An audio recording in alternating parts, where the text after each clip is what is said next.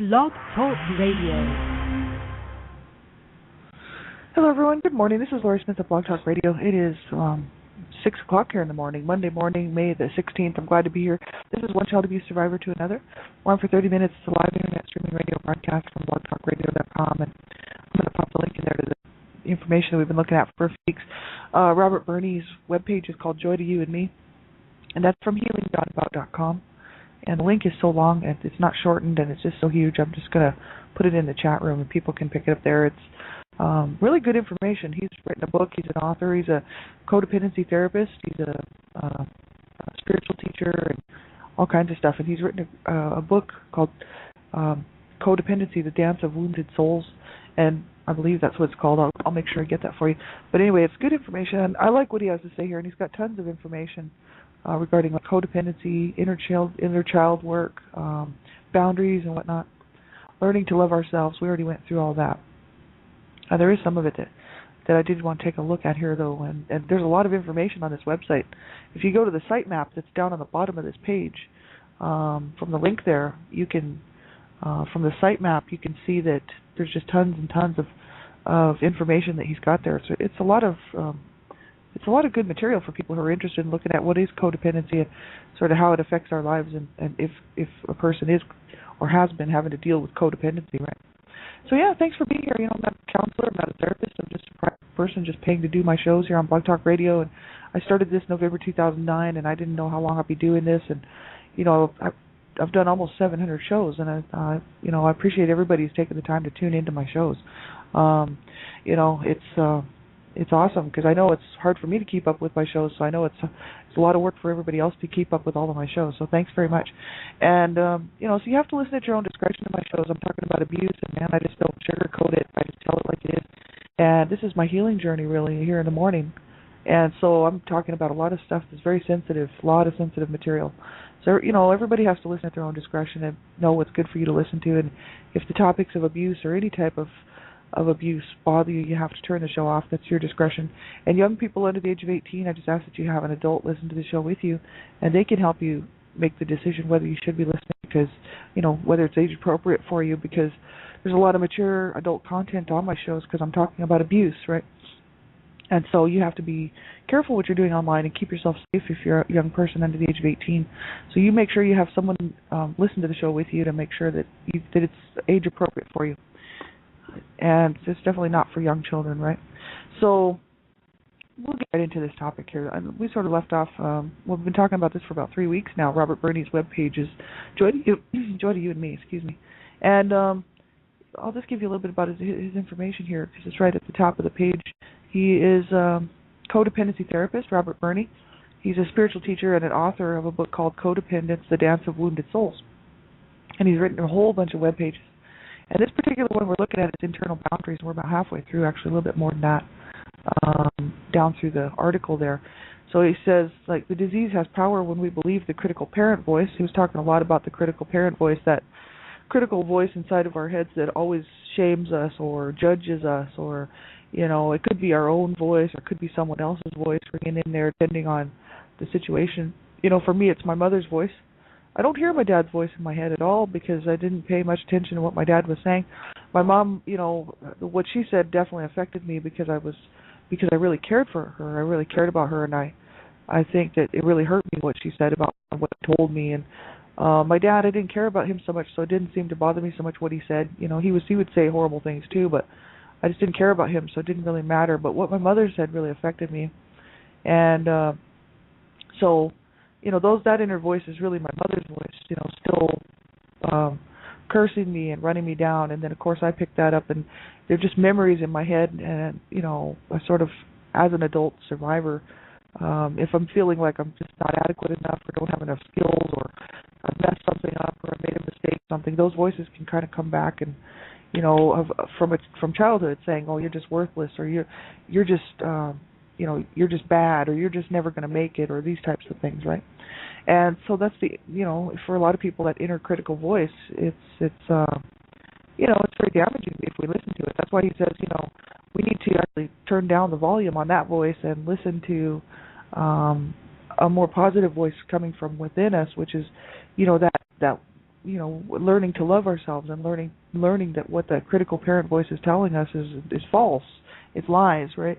So that's why he talks a whole lot about this on this webpage, and I think this is really important for people. For me, it is absolutely, because I still hear this stuff every now and then, and I just say to myself, I don't believe that. I buy into that. Quite often I hear, because my mother used to call me a whore. She used to call me horrible names. Not just me, but my other siblings as well. But me too. And I was the youngest. I was a little kid, and she would be calling me a whore and a slut and all these names, and I was about like 7, 8, 9, 10 years old, and I didn't know what they meant. But then later on, as a teenager, when I realized what they meant, it really bothered me that she would call me these names, because I was not any of those things. You know what I mean? So I thought, well, that's not true. So I thought I could just blow it off. But what it did was, it stayed in my head, because she would beat me as she was calling me these names. She'd be beating on me. She'd be like, you whore, you slut, this type of stuff, right? My mother was very vicious and violent. And so, she sort of pounded it into me, right? And so this stuff stays with me. And every now and then I'll hear her voice coming in, you're just a whore, right? Because it did hurt me when she said that. And I'll hear that, and I'll just be like, that is not true. That is not true, and I don't have to listen to that. You know what I mean? But it's memories. These are memories that I have, and it's I just don't pay much attention to them, because I know that it wasn't true. And it's just a memory from the old days. I don't have to judge myself by it. I don't have to live by it, and I certainly don't have to pay any attention to it. And so that's what I've learned how to do. But when I was younger, I had a hard time with it. And so he says here, when we are feeling something negative and buying into the negative messages is when we go into the downward spiral. He says, when we crash and burn. Emotions are not negative or positive. It is our reaction to them that gives them value. For example, sadness is very positive when we are grieving, if our perspective is aligned with truth, right? So it depends on how we look at things. He says, if I'm feeling like a failure and giving power to the critical parent voice within that is telling me that I'm a failure, then I can get stuck in a very painful place where I'm shaming myself for being me. And he says, in this dynamic, I am being victim of myself and also being my own perpetrator. And the next step is to rescue myself by using one of the old tools to go unconscious, which would be food, alcohol, sex, etc. Thus, the disease has me running around in a squirrel cage of suffering and shame, a dance of pain, blame, and self-abuse, which is quite interesting. A person could spend like a long time just looking at that. You know what I mean? Just looking at this one particular four, sentences of what he's had to say here. Because honestly, like the people that shamed and made me feel the way I feel now, my abusers or my parents and a sibling, that stuff's from the old days. I mean, that was a long time ago. Nobody's abusing me now. You know what I mean? Like, I'm an adult. I'm perfectly capable of looking after myself, perfectly capable of doing just as well as the next guy, whether I was abused as a child or not. I have skills, and we all do. We have gifts, that we can offer to the world and of ourselves, the gift of just who we are and what we can bring into this world. There's no reason why, we can't succeed just like everybody else. We can also make mistakes just like everybody else. We need to learn to, to be able to take a look on the outside and say, look, I don't have to identify myself by this person that was so wounded and so mistreated all my life. I'm no longer that kid, broken and bloody and beaten and crying, and that she's from the past. You know what I mean? Like, I stand today a confident woman. I can hold jobs down when I want to. I can, I have dreams and goals just like everybody else. I don't have to identify myself by that child, but that child's still part of me. You know what I mean? Like that little child that was wounded and so destroyed really is part of me. It's part of my past, but I need to put it where it belongs, in the past, and not let that stuff be the thing that defines me. And that's what I've done all my life. And it's not that I've been running around going, oh, woe is me, I'm a victim, woe is me. What I did was I actually internalized all that stuff, of course, and turned it into anger and rage. So everything I did was anger-based, anger and self-rage and anger-based behaviors. And, the more I could get angry and pissed off, the better I was. I felt more comfortable that way. You know what I mean? But of course I didn't want to hurt anybody. So this would all be internalized, right? So, I mean, I'd go through my day perfectly fine, not looking to pick a fight or not looking to bother people, or get into, arguments or anything like that. And I just go through my day, everything's great, trying to do the best job I could. And then when I get home, I'd have serious rage going on inside because I wouldn't have any outlet for it. And all I was doing was keeping this persona around from what I was as a young person. You know what I mean? And so I needed to learn how to let some of that stuff go slowly. You know what I mean? Because it had a lot to do with just everything that I had, everything that was in my life, as far as music went. The choice of music that I listened to was a lot of depressed, angry stuff. You know what I mean? And that was just a sort of a window for people to see where I was in my life. You know what I mean? And so basically, all I was doing was carrying on this thing from the past that really has nothing to do with me now. And so 4 years ago, when I started my healing journey, I realized that, and it's not that I don't like the music I was listening to. That's really not what I'm trying to say. But I'm just trying to say that what I did was stop allowing that to identify me as who I am now. I mean, I'm an adult. I do quite well in this life, and there's no reason why I can't succeed, and build my confidence levels, just continue on, gaining, momentum in this world and making my mark here and doing the best job I can, to have a good life, right? There's no reason why I should have to. See, I thought I was going to have to like die some horrible death or kill myself or self-injure or whatever, because that's what I had been shown as a child. Pain and misery and anguish and suffering and grief, So, like, that's the way I thought I was going to have to live the rest of my life. I just pictured myself dying some horrible death, as many of my family members did. And so I just figured, well, that's just the way I have to go. And, since I was brought up and born into this hellhole of a house, I'll just continue on in my misery, and then that'll be my life, right? This is what I really thought for many, many years. And then I started to realize that, as I was working to make a living, I started to realize, hey, no, I've made friends, I've got a good life. So I was living like a two-minded life.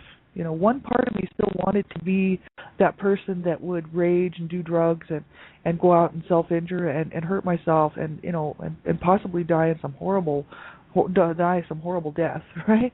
And the other part of me says, no, I'm an adult. Like, I can do this. I can be a productive member of society. I don't have to go down in a burning, fiery rage. I can live this normal life. You know what I mean? So I was really living like a two-minded thing, because part of me wanted to just have a decent life and be good to myself and learn that, because I had friends and I had normal people in my life that, I've had great examples of how to live a good life. You know what I mean? And then my whole past sits there on the other hand, and the way I felt as a child, as a teenager, as a young person, still sitting there wanting that lifestyle, saying no, we're just going to suffer here for the rest of our lives, and we're going to hurt ourselves, and then we're going to die some horrible death. I mean, and this was a really hard way to live, because during the day I'd be at work and I'd be like, okay, everything's fine, no problem. Nobody would even have known that I was abused as a child if I didn't say something, because I'm doing great, And then I come home on the couch, and the real me, really, the other part of me, comes out and says, no, this is who we are. We are evil. We are bad. We are wounded. We are broken. We are destroyed. So, this is the thing. I was really living like a two ways of looking at my life all the time, and it was very, very hard. And so, we have to go back and kind of rescue ourselves, you know what I mean? And say, no, we're not living that life anymore. You know what I mean?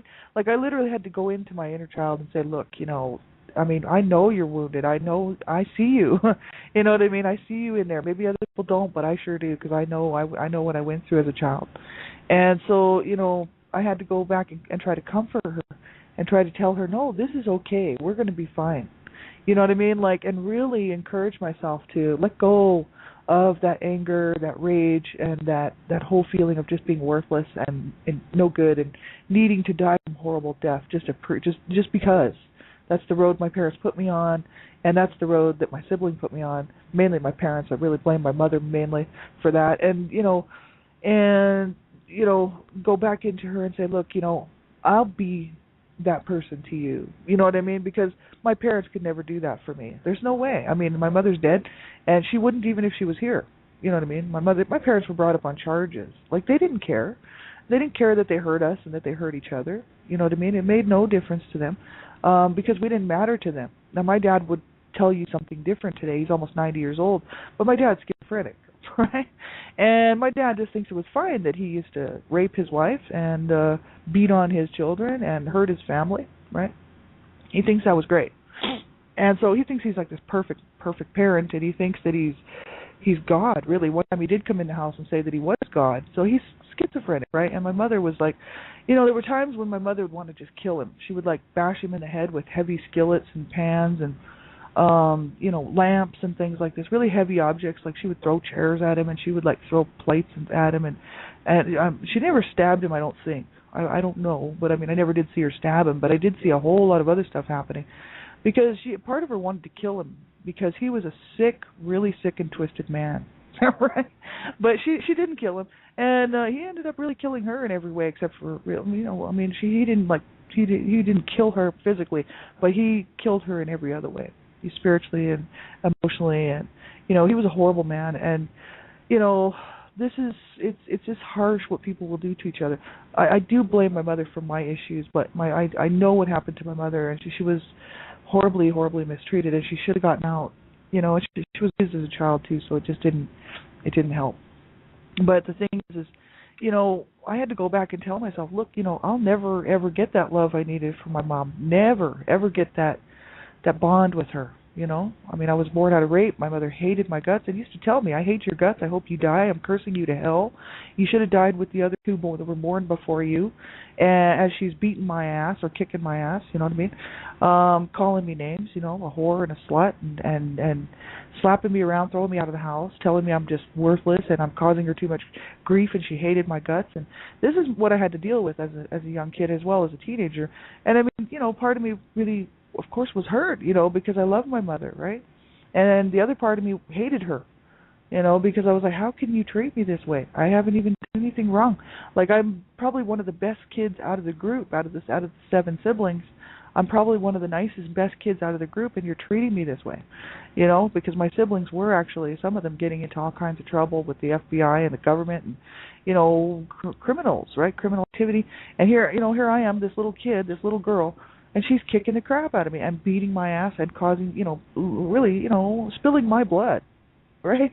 And I'm like, how dare you do this to me and mistreat me and cause me this shame and this grief, and I'm the one, I love you, right? And I knew I was never, ever, ever going to get that from her.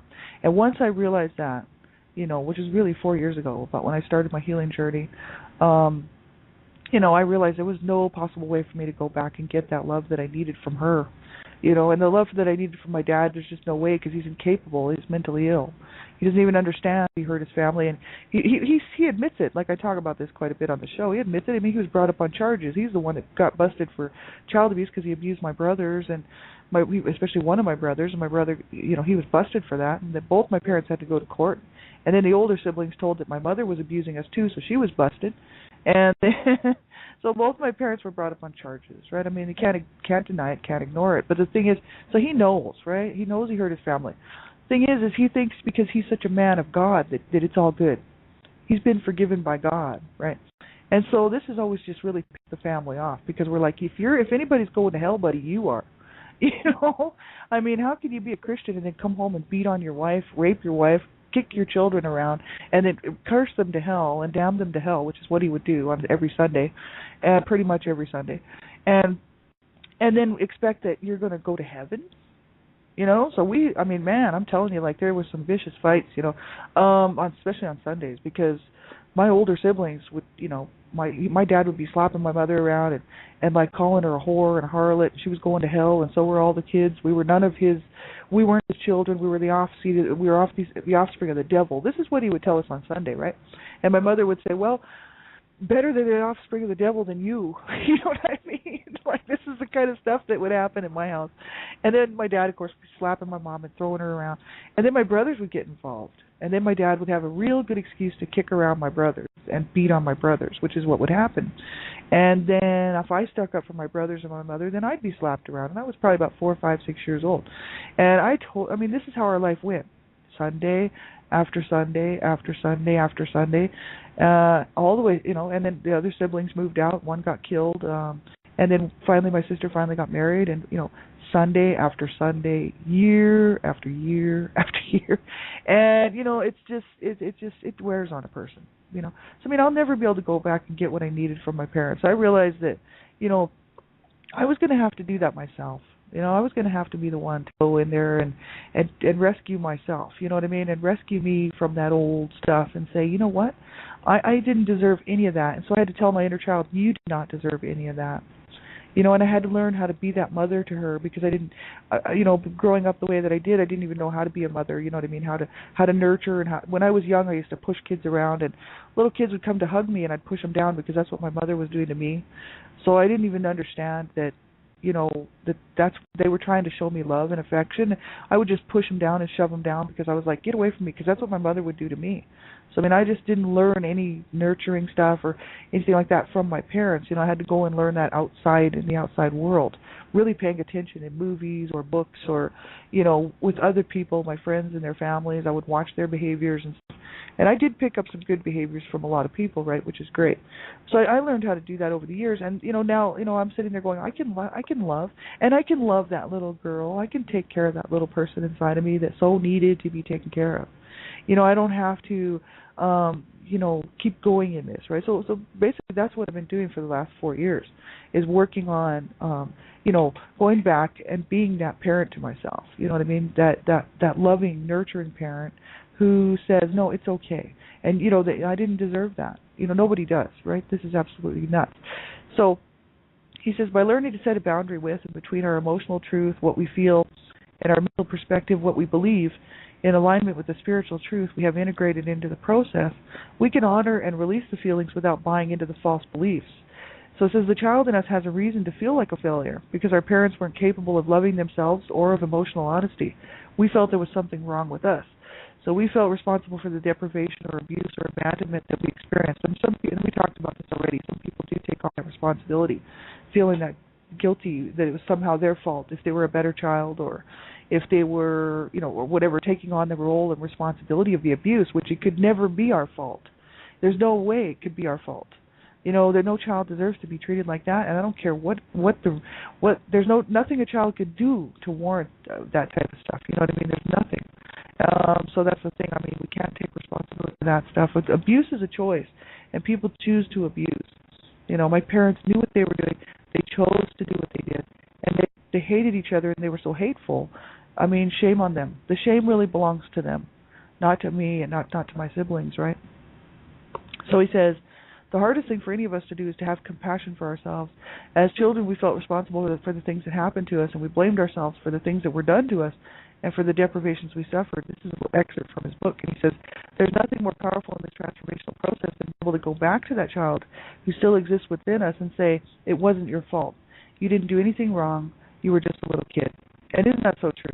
So I've done that work already, and going back and talking to my inner child and getting in touch with myself through that age and those stages, and saying, you know what, it was not your fault. There's no possible way it could be my fault. And of course, it doesn't make up for the abuse, but what it does is it allows me to not take any responsibility on for it. Oh, I think my headphones are actually going out here. Let me go ahead and plug in. We still have about 7 minutes here. Hold on just a sec.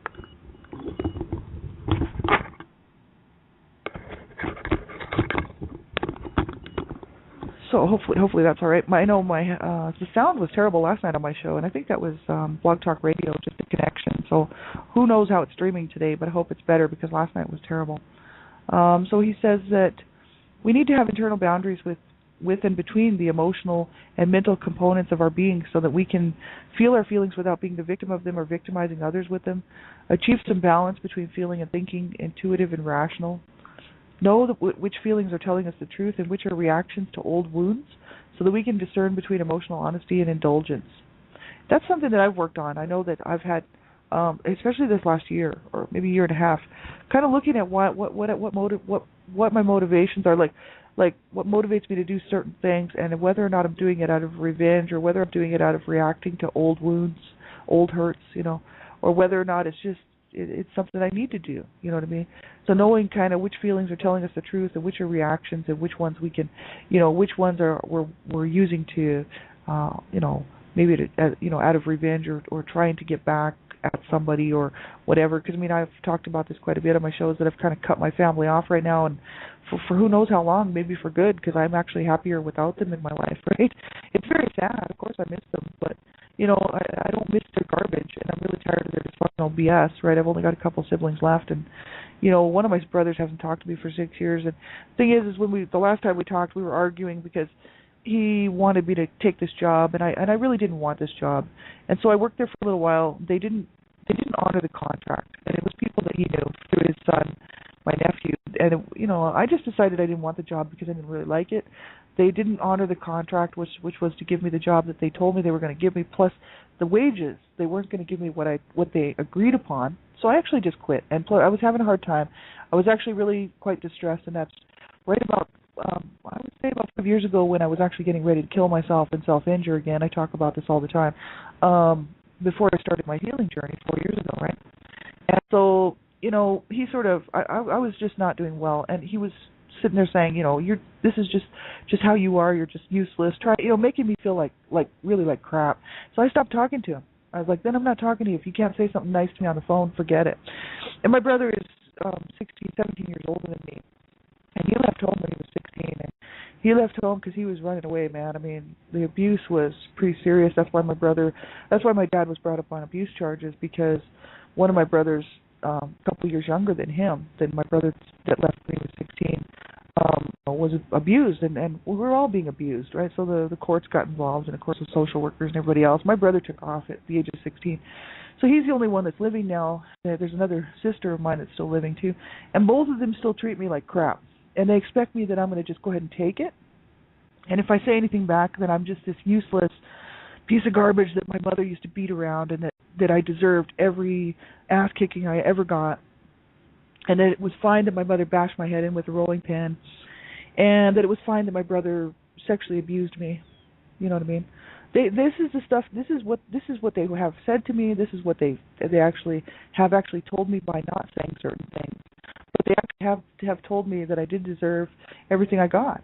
That I'm this idiot. I'm just this useless person. So their view of me is not very good, right? They don't see my strengths, the positive stuff in my life. That I went on to be a chef. That I went to cooking school, got myself through cooking school, paid for it myself, and did really well. Coming from like I did drugs from the time I was 12 to 21, frying my brain, and I went back to school at the age of 25 and got most of the way through the program, did a great job, I think, and I was kind of not bragging. I was happy that I was able to do something with myself. You know what I mean? I got off the drugs, and here they are trying to run me down into the ground. Still at the age of I'm in my mid-40s, right? And these people are older than me. My sibling is in his 60s, my brother, and my sister is in her 50s. And they're going to sit here and run me down as if they could when I was younger. My sister used to beat the shit out of me when I was a kid. And, she had no qualms about it. Because we had to share a room. So she was always kicking my ass and making me sleep in the corner on the floor and putting cardboard boxes around me so that she didn't have to look at me. And, she got me in a lot of trouble. She got me beaten. She got me abused by my mother many, many times, and I did mention it in my book, A Life of Death and Redemption. My sister, she was screwed up in the head too, like she was being abused too, right? We all were. And who knows how really screwed up she was. My mother used to dress her as a boy, and which tells me that somebody was sexually abusing her in the family. Years later, I thought about it, and I thought, why would my mother dress her like a boy? And why would my sister have problems with her breasts like myself? We were both sexually abused. And, the issue is it could have been more than one person. I know that I was sexually abused by my brother because I totally remember it, and I bit his nose, and, I totally know who it was. The thing is I don't know who might have abused us before that. It could have been my dad. It could have been, I don't know. But my mom used to dress my sister like a boy. So, she was messed up, you know what I mean? She still is messed up. And, it's very, very, very sad. And the thing is she used to hurt me too, And so, I've had to walk in forgiveness and forgive them because they were screwed up from the abuse that they suffered as well. My dad used to bash my brother in the head, and my brother that's living now wanted to kill my dad. And he said when my mom passed away, my brother didn't come to the funeral because he said, I will kill him. I will kill him. You know, if I go to that funeral, he will not live. I will kill him. Because that's the hatred and the anger that my brother has for this whole thing, right? So they're screwed just like me, right? But I'm on my healing journey, see, so I'm willing to walk through this stuff to heal, and that's why I can't hang around with them. So there's certain things, you know, that I've had to do, you know, in order to feel better, which is to not allow people to abuse me. So that's why I cut them off, right? So have a great day, everybody. You know, take really good care of yourselves, and, you know, make sure you get some help. If you're struggling and you can't focus and you can't even cope for the day, man, you make sure you get some help. I don't care who it is. You know what I mean? 2 of my brothers copped out, killed themselves, right? I mean, 2 of my brothers just said, oh, can't do it. No, you can do it. And that's the issue. There's too many people out here who have suffered so much worse than myself, and they're out there with their hands out to me saying, you can do this. I know you can. And I'm like, well, thank God somebody believes in me enough to say that I can do this. And I got to believe it too. So I started to believe it myself, and I started to say, man, I can do this. Wow, I can do this. And every day I would say that. And you know, for the last 4 years, it's taken me a long time to get where I am right here today. And, you know, now I know I can do it. So that's why I'm telling you, just make sure you hang in there. Don't ever give up, and don't allow your abusers to win. And you keep going, and, you know, you get some help. And I don't care what kind of help it is, counselor, therapist, you know, group support, self-help, whatever it is, or just phoning a crisis line, but you make sure you stick around. Have a great night, everybody. Have a good day and a good week. And I'll be back on tomorrow morning, one child abuse survivor to another. I don't think I'll be on my show tonight. Well, no, I'm not. No, I think I might be. Yeah, I might leave it just open just in case I do decide to do it. But I've been extremely busy and extremely tired. So, but I just want to keep doing this show because it's my healing journey, and I need to keep on going here because it does help me. So thanks everybody for tuning in. I appreciate that. Take good care of yourselves, you know, and I'll meet you back here this week sometime. Take good care. Bye bye.